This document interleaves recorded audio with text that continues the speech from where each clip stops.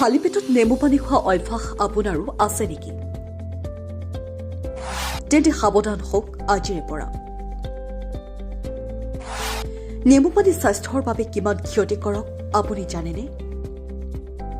অত্যাধিক পৰিমাণৰ নেমু পানী খোৱাটো স্বাস্থ্যৰ বাবে ক্ষতিকাৰক হ'ব পাৰে।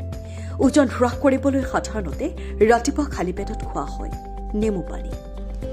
কিন্তু চিকিৎসকৰ পৰামৰ্শ অবিহনে যেতিয়াই তেতিয়াই নেমু পানী কেতিয়াও খাব নালাগে। নেমু আৰু নেমু পানী আমাৰ স্বাস্থ্যৰ বাবে অতি উপকাৰী। গৰমৰ দিনত নেমুৰ পানীয়ে শৰীৰটো ঠাণ্ডা কৰি ৰখাত সহায় কৰে। নেমু আৰু নেমু পানীৰ যথেষ্ট উপকাৰিতা আছে। শৰীৰৰ ওজন হ্ৰাস কৰাৰ পৰা আৰম্ভ কৰি ৰোগ প্ৰতিৰোধ ক্ষমতা শক্তিশালী কৰালৈকে ই শৰীৰক বহুতো উপকাৰ সাধন কৰে। যদিহে এই নেমু পানী সঠিক পৰিমাণত খোৱা নহয় তেন্তে ই আমাক শৰীৰৰ ক্ষতি সাধন কৰিব পাৰে। বিশেষকৈ খালী পেটত নেমু পানী খোৱাটো স্বাস্থ্যৰ পক্ষে অত্যন্ত হানিকাৰক। খালী পেটত নেমু পানী খোৱাৰ ফলত স্বাস্থ্যৰ কি ক্ষতি হ'ব পাৰে আজি জানো আহক। নেমু পানীৰ যথেষ্ট উপকাৰিতা আছে যদিও খালী পেটত নেমু পানী খালে উপকাৰৰ সলনি অপকাৰহে বেছি হয়। খালী পেটত খোৱা নেমু পানীয়ে হাড়ত থকা তেলৰ পৰিমাণ হ্ৰাস কৰে, যাৰ ফলত হাড়বোৰ দুৰ্বল হৈ পৰিব পাৰে। খালী পেটত নেমু পানী খালে দাঁতৰো ক্ষতি হ'ব পাৰে। নেমুত এচিডিক গুণাগুণ আছে, যাৰ ফলত ই দাঁতৰ ইনামেল ক্ষতিগ্ৰস্ত কৰিব পাৰে। নেমু পানী পোৱা খোৱাৰ ফলত ডিহাইড্ৰেচনৰ সমস্যাও হ'ব পাৰে। নেমুত উচ্চ পৰিমাণৰ এক্সপিক এচিড পোৱা যায়,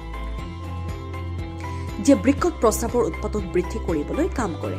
সেয়েহে ইয়াক সন্তুলিত পৰিমাণত ব্যৱহাৰ কৰিব লাগে।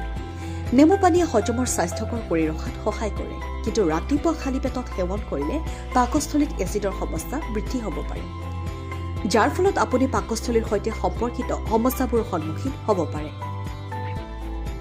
গেছৰ সমস্যাত ভোগা লোকসকলে পুৱা নেমু পানী খোৱাৰ পৰা বিৰত থাকিব লাগে। খালী পেটত নেমু অত্যাধিক সেৱন কৰিলে প্ৰস্ৰাৱৰ সমস্যাও হ'ব পাৰে।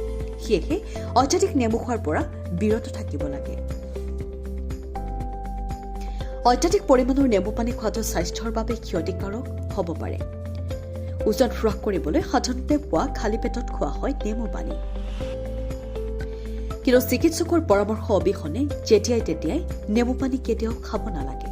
তদুপৰি নেমু পানী খোৱাৰ লগে লগে দৈ অথবা যিকোনো দুগ্ধজাত সামগ্ৰী আৰু অমিতা খাব নালাগে।